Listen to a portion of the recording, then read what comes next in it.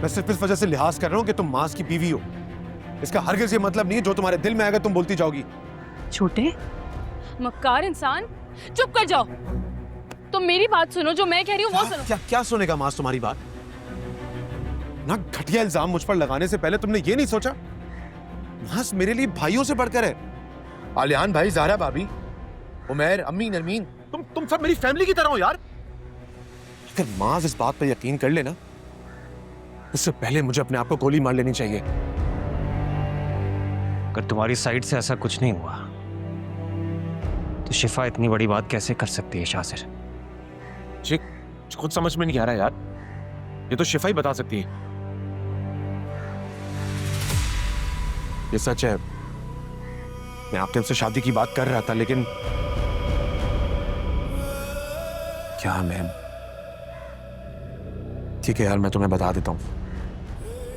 दरअसल तुम नहीं जानते, लेकिन मैं और नरमीन, हम दोनों एक दूसरे को पसंद करते हैं।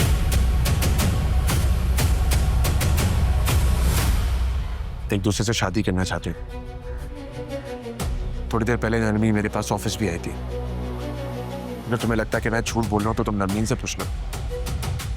बताओ नरमीन अपने भाई को, क्या मैं झूठ बोल रहा हूं? भाई, शाजिर बिल्कुल ठीक कह रहे हैं। हम एक दूसरे को बहुत पसंद करते हैं, लेकिन पता नहीं क्यों भाभी हमारे रिश्ते के सख्त खिलाफ हैं। इन्होंने तो मुझे शाजिर से दूर रहने का भी कहा है, और शाजिर को भी मना किया कि वो मुझसे बात ना करें, मुझसे कांटेक्ट ना करें। शाजिर मेरा फ़ोन ही नहीं उठा रहे थे, इसलिए मैं इनके ऑफिस इनसे मिलने के लिए चली गई। वहीं मेरी भाभी से बहस हो गई भाई। लेकिन शिफा तो कोई और कहानी सुना रही है। इसका कहना है कि यही बात मुझे भी समझ में नहीं आ रही है। मेरे और नरमीन की क्या फीलिंग्स हैं एक दूसरे के बारे में, ये सब शिफा जानती थी। किसी ने मुझसे कहा था कि मैं नरमीन से अपना राब्ता खत्म कर दूं और मुनासिब वक्त देख के वो मेरे और नरमीन के रिश्ते के बारे में आपसे बात करेगी। मुझे नहीं पता था कि उसके दिल में ये चल रहा है। घटिया इंसान, दफा हो जाओ यहाँ से, जाओ।